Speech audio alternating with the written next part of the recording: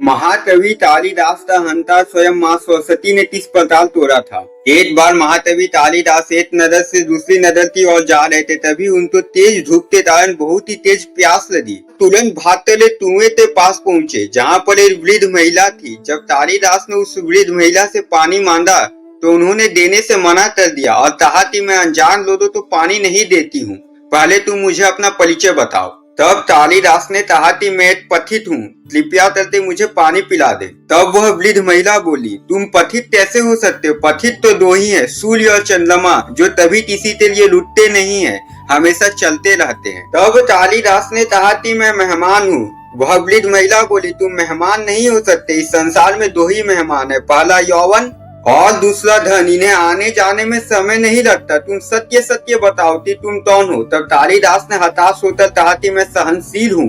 तब वह वृद्ध महिला बोली, नहीं, तुम सहनशील भी नहीं हो सकते, इस संसार में दो ही सहनशील है, पहला यह धरती जो पापी और पुण्य दोनों का बोझ सहती है, इसकी छाती चीरकर बीज बो देने से भी यह अनाज देती है, और दूसरे वह पेड़ जिन पर तुम चाहे जितने भी पत्थर क्यों न बसाओ फिर भी वह मीठे फल देते हैं। सच सच बताओ कि तुम कौन हो। तब कालिदास ने कहा कि मैं हाथी हूँ। तब उस वृद्ध महिला ने कहा कि तुम हाथी भी नहीं हो सकते, इस संसार में दो ही हाथी है, पहला नाखून और दूसरा बाल, इन्हें जितनी भी बार चाहे क्यों न काटो, यह बार बार चले आते हैं। सत्य बोलो कि तुम कौन हो। अब कालिदास ने पूर्ण रूप से पराजित होकर कहा कि मैं मूर्ख हूँ। तब उस वृद्ध महिला ने कहा कि झूठ, इस संसार में दो ही मूर्ख है, पहला वह अयोग्य राजा जो बिना किसी योग्यता के लोगों पर शासन करता है, और दूसरा वह दरबारी पंडित जो असत्य बात को भी सत्य साबित करते राजा को प्रसन्न करने की कोशिश करता है। अब कालिदास का अहंकार पूर्ण रूप से चूर हो गया था। वह उस वृद्ध महिला के चरणों में दिल तक कहने लगे थी,